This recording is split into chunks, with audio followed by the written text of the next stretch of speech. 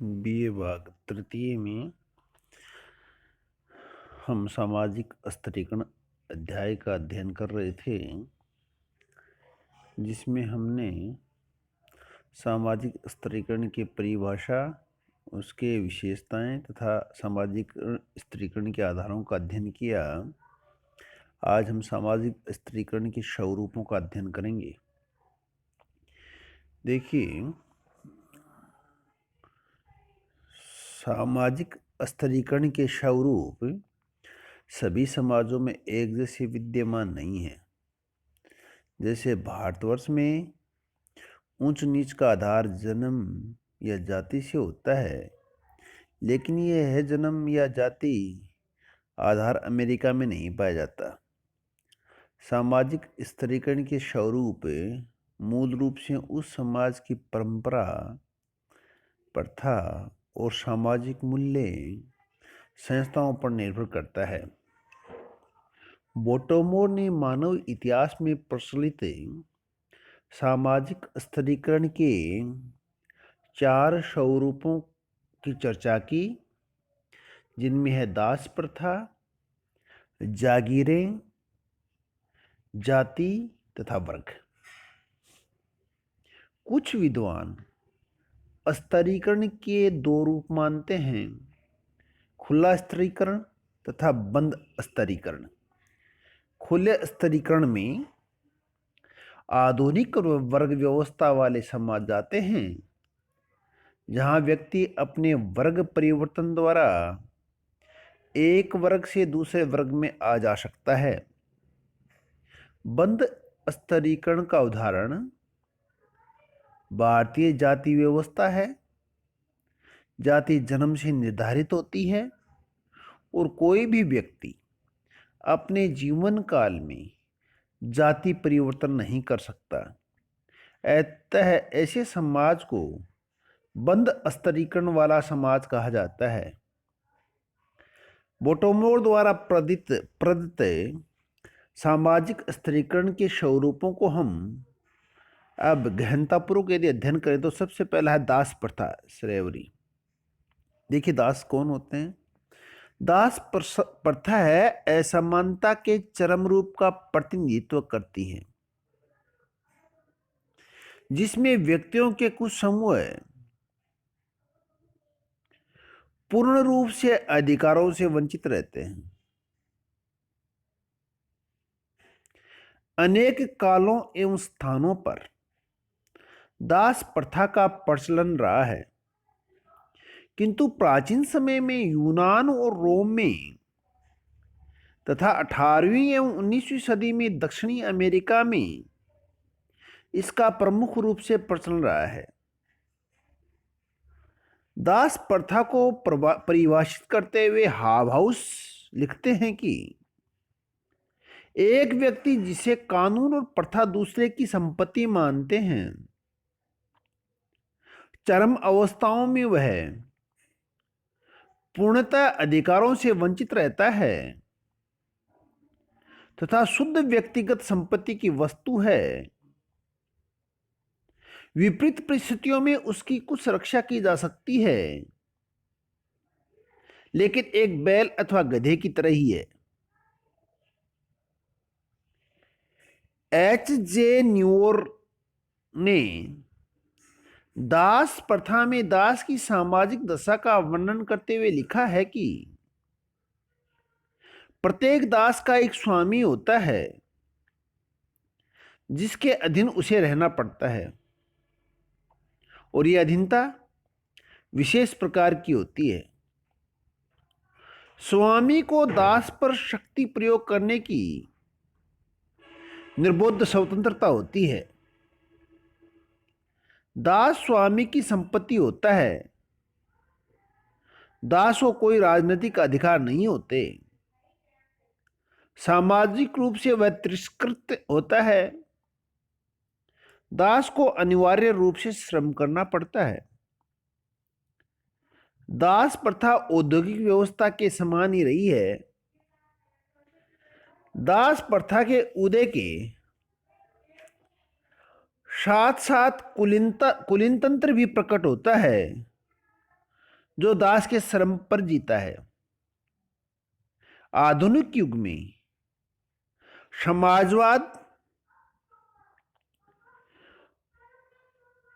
मानव अधिकार एवं जनतंत्र के विचारों के विपरीत होने के कारण यह प्रथा सभी देशों में लगभग समाप्त हो चुकी है। बोटोमोर ने दास की कुछ विशेषताएं बताई कि प्रत्येक दास का एक स्वामी होता है जिसके अधीन उसे रहना पड़ता है। यह अधीनता एक विशेष प्रकार की होती है।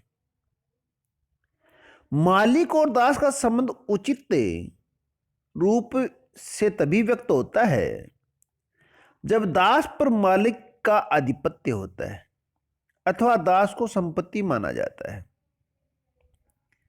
स्वतंत्र व्यक्तियों की तुलना में दासों की निरंतर स्थिति होती है, निम्नतम स्थिति होती है। दास को कोई राजनीतिक अधिकार प्राप्त नहीं होते, सामाजिक रूप से वह तिरस्कृत होता है। दासत्व अनिवार्य रूप के विचार से सदैव संबद्ध है। दास को कार्य करने के लिए बाध्य किया जा सकता है। दास में एक विशिष्ट प्रकार की बाध्यता आवश्यक होती है जिसे अधिकार अथवा संपत्ति के रूप में किया जाता है। दास प्रथा का आधार सदैव आर्थिक रहा है।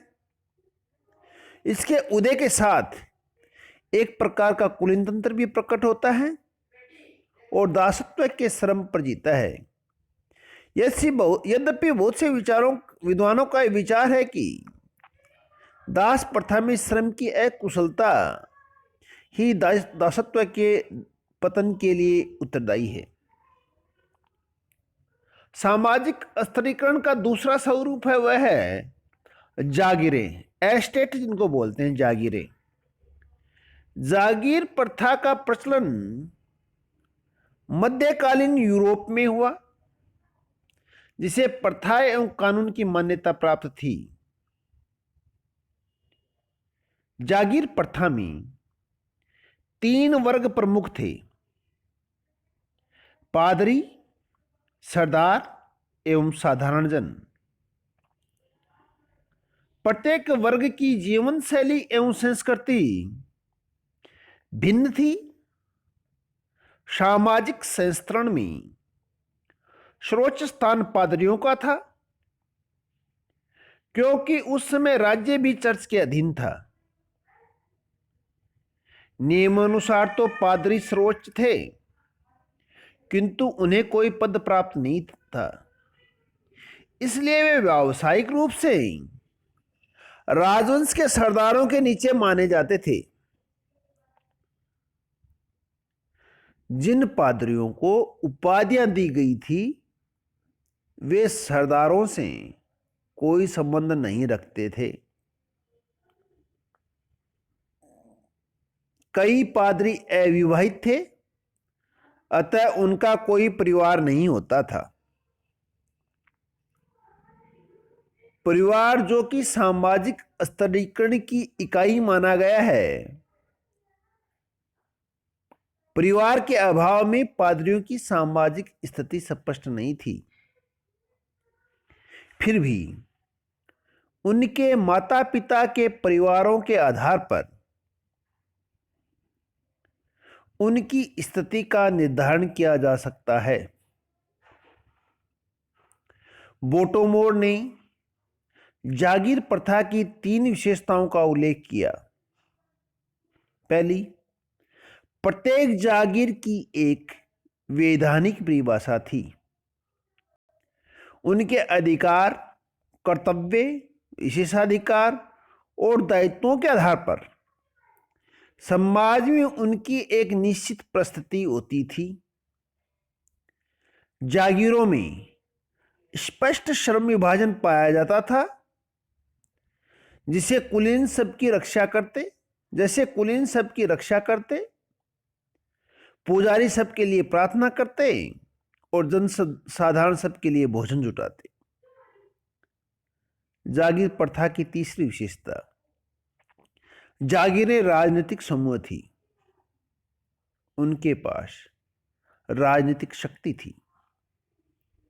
भारत में भी मौर्य काल, गुप्त काल एवं मुगल काल की सामंती व्यवस्था में यूरोपीय जागीर प्रथा के लक्षण पाए जाते हैं। यद्यपि इसका स्वरूप आर्थिक व सैनिक रहा है और यह जाति की विशेषताओं से भी युक्त रही है। इस प्रकार हम देखते हैं कि जागीर प्रथा ने भी समाज में स्तरीकरण पैदा किया है। सामाजिक स्तरीकरण के स्वरूपों में हमने आज दास प्रथा तथा जागीरों का अध्ययन किया। कल हम सामाजिक स्तरीकरण के स्वरूपों के क्रम में बंद स्तरीकरण जाति प्रथा तथा खुला स्तरीकरण सामाजिक वर्ग व्यवस्था, इनका अध्ययन करेंगे। धन्यवाद।